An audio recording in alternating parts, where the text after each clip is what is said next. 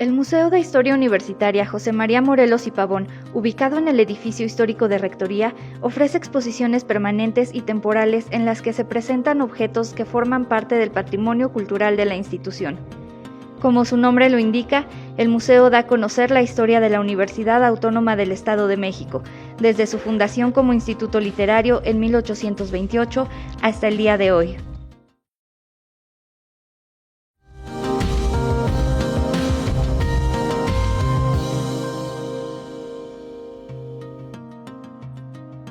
La colmena es un emblema universitario que forma parte de nuestro escudo. Representa el esfuerzo, la unión y el trabajo de los universitarios.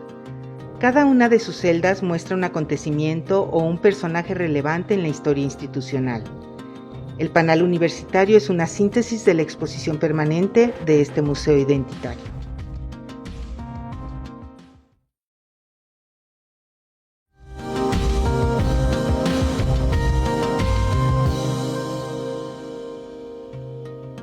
El Estado de México se creó en 1824 y su primera capital fue la Ciudad de México. Con el surgimiento del Distrito Federal, la entidad fija su nueva capital en Texcoco durante los primeros meses de 1827. Ese mismo año se muda a Tlalpan.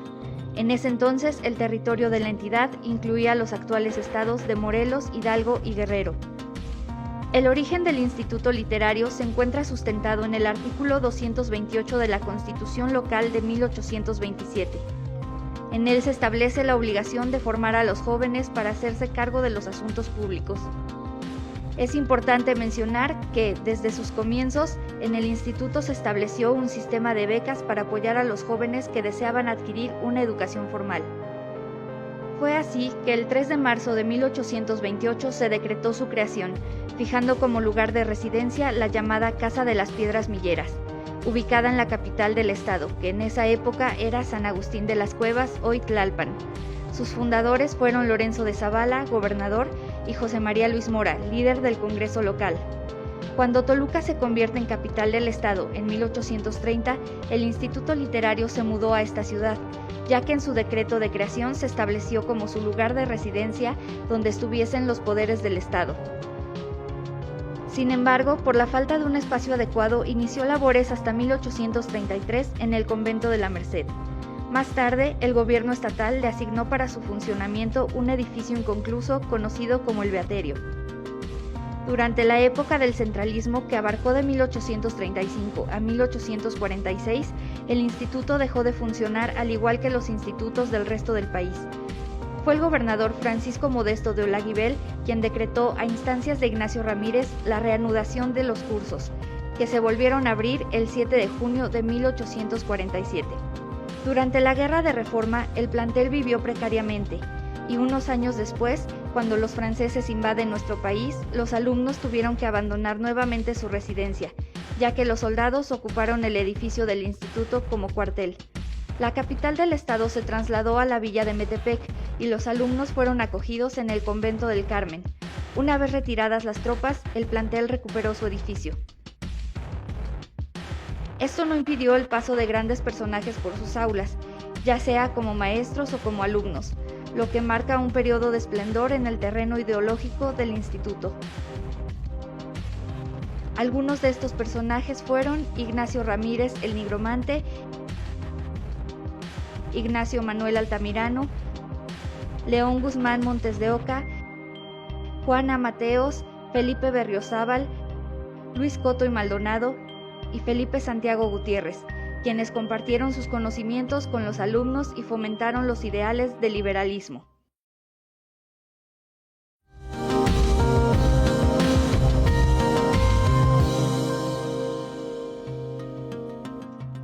En 1851 se incorporó al plan de estudios el taller de litografía y tipografía. El primer profesor fue Manuel Jiménez y lo sustituyó el impresor de gran prestigio en Toluca, Pedro Martínez. Por tal motivo, el instituto pudo contar con una imprenta que le permitió reproducir programas de sus celebraciones, libros de texto, el boletín del Instituto Científico y Literario, la revista Juventud dirigida por Horacio Zúñiga y algunos trabajos encargados por las autoridades estatales. La posibilidad de editar sus propios textos permitió a los jóvenes alumnos y a sus profesores cierta libertad para plasmar sus ideas e inquietudes. En 1889, el gobernador del estado, don Vicente Villada, decidió que el taller se trasladara a la Escuela de Artes y Oficios para Varones, hoy ICATI, que permaneció abierta hasta mediados del siglo XX. Gestiones realizadas por nuestra universidad permitieron que la prensa retornara a su primera casa gracias a la donación hecha por el gobernador del estado en 2015.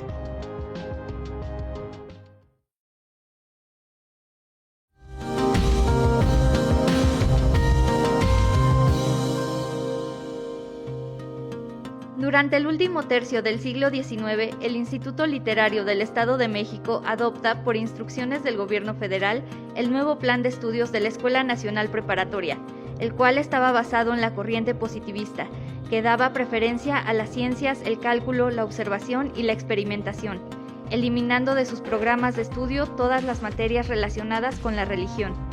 Este cambio dio lugar a que se añadiera el término científico a la denominación del instituto. Fue entonces que a instancias de varios maestros se crea el primer estandarte de la institución, el cual fue presentado a la comunidad en 1887 por el gobernador del estado, don José Zubieta, en una ceremonia en la que el director del instituto, ingeniero Joaquín Ramos, dio una breve descripción del mismo. Sobre un campo verde, que significa la esperanza, aparece una corona formada con ramos de oliva y encino como símbolo de la patria. En la parte superior, una estrella representa la ciencia y, finalmente, en el centro del emblema, bordada en hilo dorado, se distingue una colmena, que figura la laboriosa comunidad de las abejas, expresión del trabajo. Dando origen al lema que hoy nos distingue y da identidad: patria, ciencia y trabajo.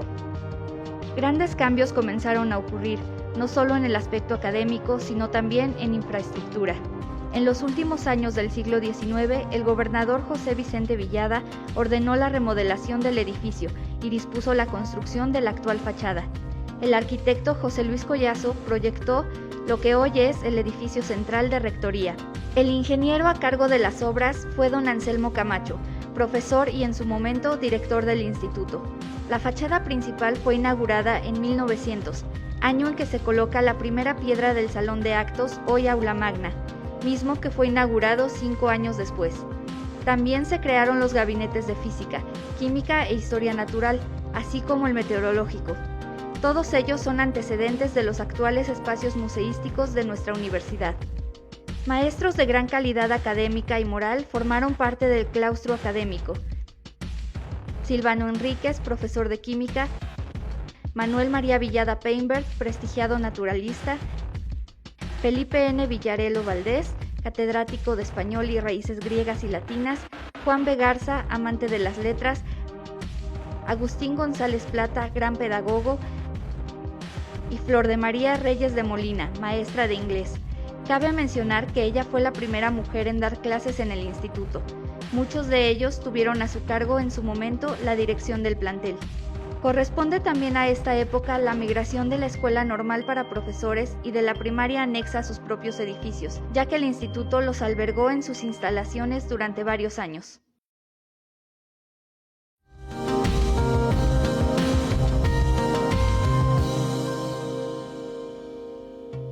En esta sala encontramos un diorama en el cual se explica la situación económica y social que se tenía entre el alumnado del instituto a principios del siglo XX. Desde niños de 6 años que estudiaban las primeras letras, hasta jóvenes realizando sus estudios profesionales. Niños y jóvenes, porque solo se admitían alumnos hombres, de condiciones económicas distintas, pero con el valor arraigado de la igualdad. El centenario del instituto, ocurrido el 3 de marzo de 1928, fue celebrado con 2 importantes obras: la colocación de la primera piedra del monumento a los maestros, cuyo nombre original es Juventud y Senectud, obra del arquitecto Vicente Mendiola Quesada y del escultor Ignacio Asúnzolo, el cual se terminó de construir hasta el año de 1933 por cuestiones económicas, y el himno del instituto, con letra de Horacio Zúñiga y música de Felipe Mendoza.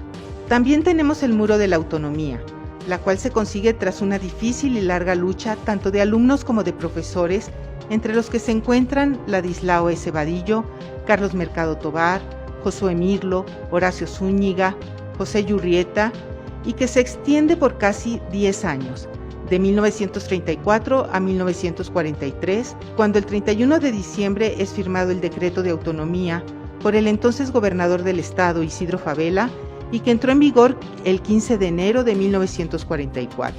De esta manera se inicia una nueva etapa, el Instituto Científico y Literario Autónomo del Estado de México. Esta sala nos muestra algunos de los alumnos distinguidos de esta época, como Gilberto Owen, Vicente Mendiola, Maximiliano Ruiz Castañeda, Pastor Velázquez, entre otros.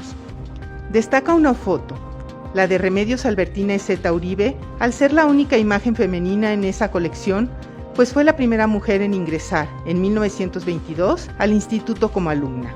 Ella, posteriormente, se traslada a estudiar a la Ciudad de México e ingresa a la Universidad Nacional Autónoma de México a la licenciatura en Leyes. Años después, se convierte en la primera juez municipal de Toluca, la primera notaria de la ciudad de Toluca, en una de las 5 primeras diputadas a nivel federal. Se dice que ella trajo las ideas de autonomía a la ciudad a través de su hermano Gabriel. Uno de los alumnos más destacados y queridos por la comunidad institutense y universitaria fue Adolfo López Mateos, quien fue alumno, profesor y director del instituto.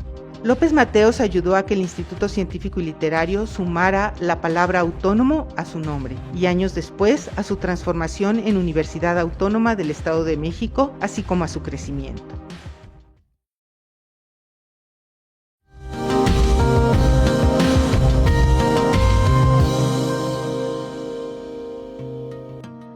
La transformación de ICLA a UAM el 21 de marzo de 1956 fue apoyada por el gobernador Salvador Sánchez Colín. Esta se pudo concretar gracias al nacimiento de la Escuela de Medicina en 1955, que junto con jurisprudencia, pedagogía, comercio y enfermería completaban los requisitos para que este importante cambio ocurriera.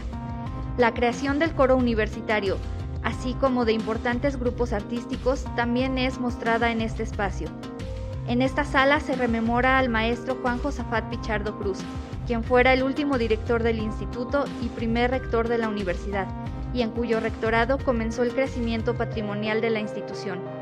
Se muestran imágenes de algunos de los personajes que han llegado a ocupar el cargo de rector, desde Josafat Pichardo, los doctores Olivera, Hernández y Ortiz, hasta el químico Jesús Barrera, y a través de fotografías se puede observar el crecimiento y los logros de cada rectorado a lo largo y ancho del estado. La donación de los terrenos y la construcción de las primeras escuelas en el Campus Colón y Ciudad Universitaria. Texcoco y Amecameca se convierten en los primeros municipios fuera de Toluca en donde se fundó una preparatoria. La construcción de la Escuela de Agronomía en el Cerrillo Piedras Blancas. Datos de cada uno como rector y como persona, sus logros y vivencias.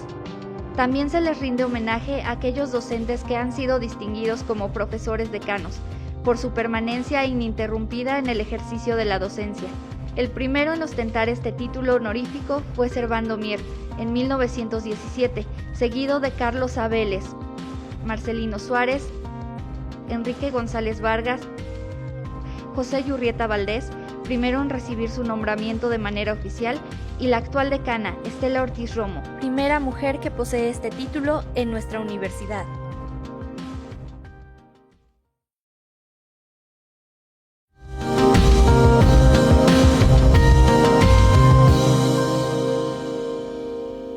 Este espacio da cuenta de las últimas décadas del siglo XX y el comienzo del siglo XXI, mediante fotografías digitales que muestran la evolución de la vida universitaria.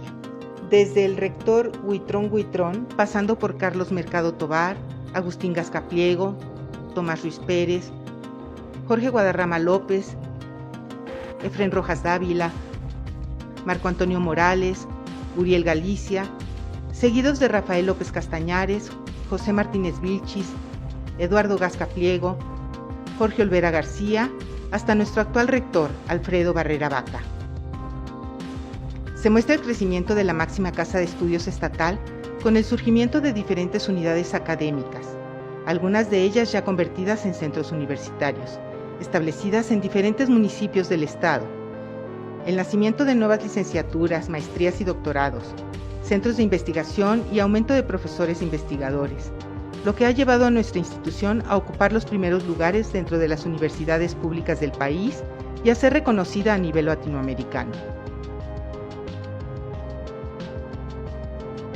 El deporte con Potros Salvajes de fútbol americano, un ascenso a Primera División A en soccer, varias universiadas llevadas a cabo con éxito en instalaciones guaymitas, participantes y campeones olímpicos salidos de estudiantes y deportistas universitarios mexiquenses.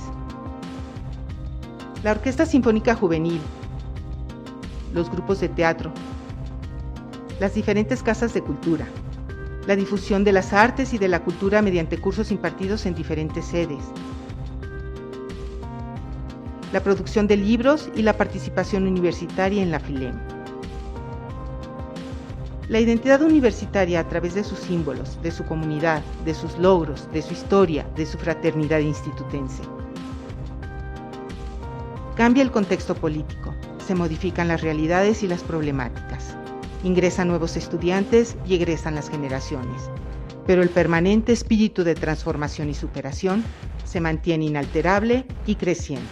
A casi 2 siglos de vida académica, nuestra institución continúa siendo capaz de renovarse día a día en todos los ámbitos de su competencia, y el Museo de Historia Universitaria sigue encargándose de registrar y difundir estos cambios históricos entre la propia comunidad y el público en general.